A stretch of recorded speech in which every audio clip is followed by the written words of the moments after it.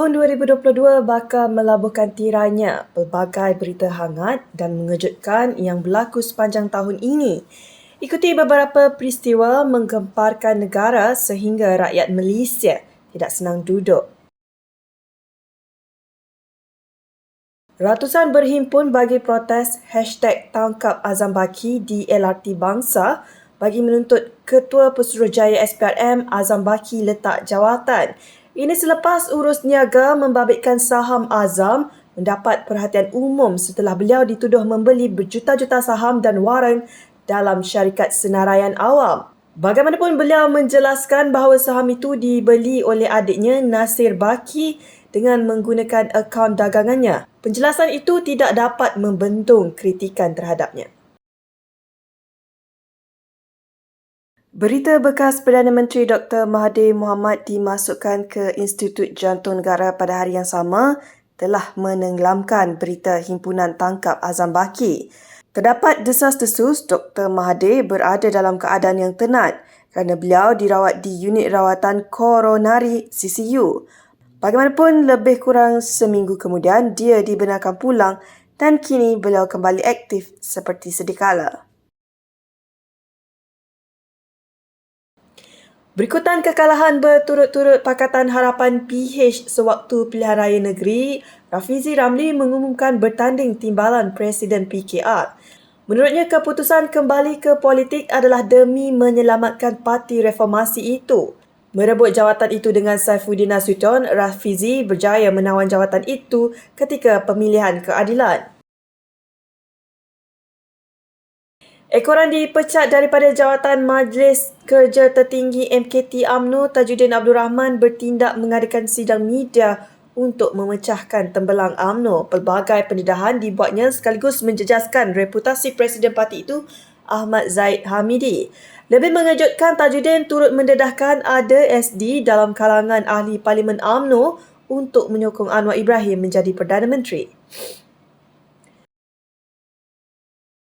Buat pertama kalinya, bekas Perdana Menteri Najib Razak bersetuju untuk berdebat bagi membincangkan hal berkaitan Sapura Energy Berhad SEB dan isu masa depan negara. Kedua-duanya nampak tenang ketika berkongsi pentas yang sama memberi idea-idea yang tersendiri. Debat bersiaran secara langsung itu menarik perhatian hampir seluruh rakyat Malaysia. Projek Littoral Combatant Ship atau kapal tempur pesisir LCS menjadi tumpuan negara sehingga rakyat menyirit skandal itu didedahkan hingga ke jalan raya. The Malaysian Insight telah berpeluang melawat tapak pembinaan Boosted Naval Shipyard BNS di Lumut untuk menyaksikan sendiri perkembangan kapal yang sedang dibina. Ketua Eksekutif BNS Azhar Jumaat berkali-kali mengulang kapal yang berada di situ bukanlah wayang semata-mata, sebaliknya ia memang wujud. Benar ia wujud, tetapi jika dilihat dengan mata kepala ia seperti besi buruk. Mungkin kerana pembinaannya belum siap sepenuhnya.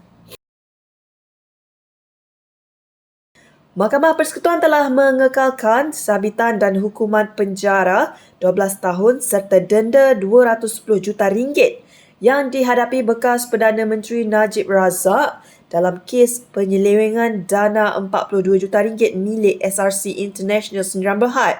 Seterusnya mengakibatkan ahli Parlimen Pekan itu diheret ke penjara pada hari yang sama. Penyokongnya yang setia menunggu daripada pagi sedih dan kecewa apabila Ketua Hakim Negara Tengku Maimun Tuan Mat mengekalkan sabitan itu. Kini biarpun Najib berada di dalam penjara, namun akaun sosial medianya masih lagi aktif dengan pelbagai hantaran. Berhadapan 40 tuduhan menerima suapan daripada syarikat Alta Kirana Sdn Bhd UKSB, Ahmad Zahid Hamidi lepas dan dibebaskan.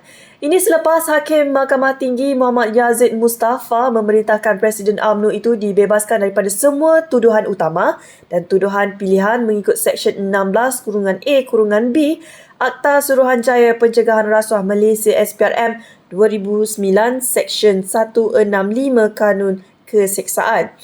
Ketika keputusannya dibebaskan, ada penyokongnya sujud syukur dan memanjatkan doa kesyukuran dengan berita itu.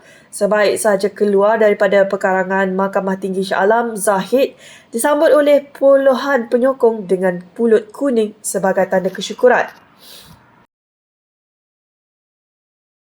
Kemelut politik negara ibarat selesai apabila Anwar Ibrahim akhirnya menjadi Perdana Menteri yang ke-10. Keputusan PRU15 menyebelahi PH biarpun tidak mencukupi nombor untuk membentuk majoriti mudah, tetapi Anwar berjaya membentuk kerajaan gabungan atas sokongan BN dan GRS.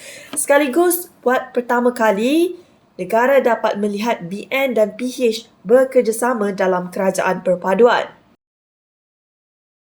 Tanggal 16 Disember dikejutkan dengan tragedi tanah runtuh di tapak perkhemahan Fathers Organic Farm di Batangkali.